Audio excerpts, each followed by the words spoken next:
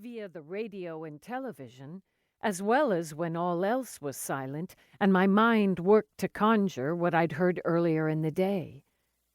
In fact, I felt somewhat distracted. We'd all been having trouble focusing.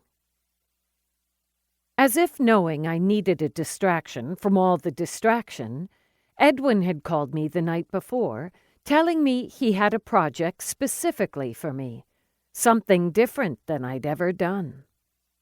I'd been excited to hear all about it.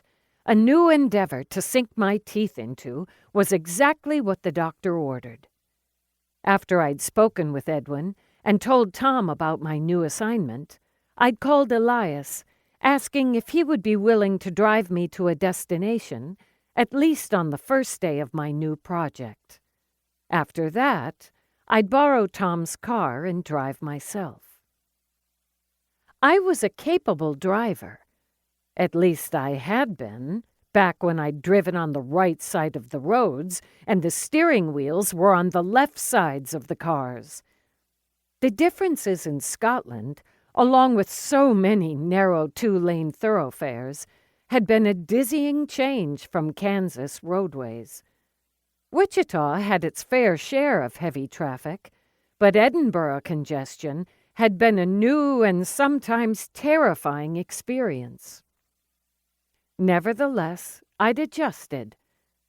Mostly. But this trip was a little south of Edinburgh, in a village called Roslin, known for many wonderful and historic things, not the least of which was its big role in the Da Vinci Code, popular back in the early 2000s. The Roslin Cathedral had been a key location for the main character's hunt in the book, as well as the movie. Another of its claims to fame was the Roslin Institute, where Dolly had become the first cloned sheep.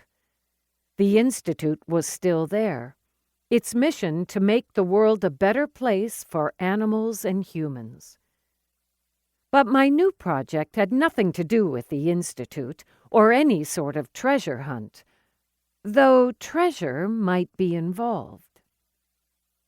Roslin was 7 miles south of the city, but I'd never been in that direction before. Since it wasn't too far away, Elias would drive me and then pick me up later. He'd been more than happy to do it. In fact, as I'd gauged his excitement, I'd realized that I probably should have been asking him to drive me more often. Today's drive might be melancholy, but we still had a chance to catch up with each other's lives. We were on our way to an estate that belonged to a woman named Jolie Lannister, a grand old broad, according to Edwin. I'd been startled by my buttoned-up boss's words. Broad wasn't something I thought he'd ever use to describe a woman. He'd chuckled then and said, "Her words, not mine." I couldn't wait to meet her. I was excited about the project that I was being sent to explore, retrieve, if at all possible, and to keep to myself at all costs. At least for now. Edwin had asked me not to give Elias any details. He'd suggested I might not even want to tell Tom quite yet, though he would never ask me to keep any secrets from my husband. I'd gone ahead and told Tom everything, and he'd been mightily intrigued.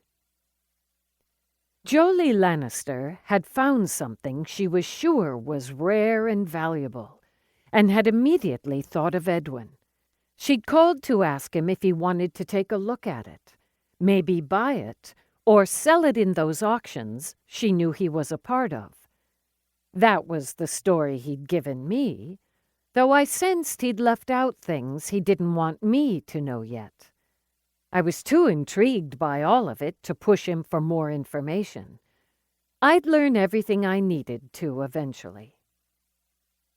Flesh Market Batch, the auction group, was, at its most intrinsic level, a group of rich people who got together secretly, mostly, so they could buy and sell things.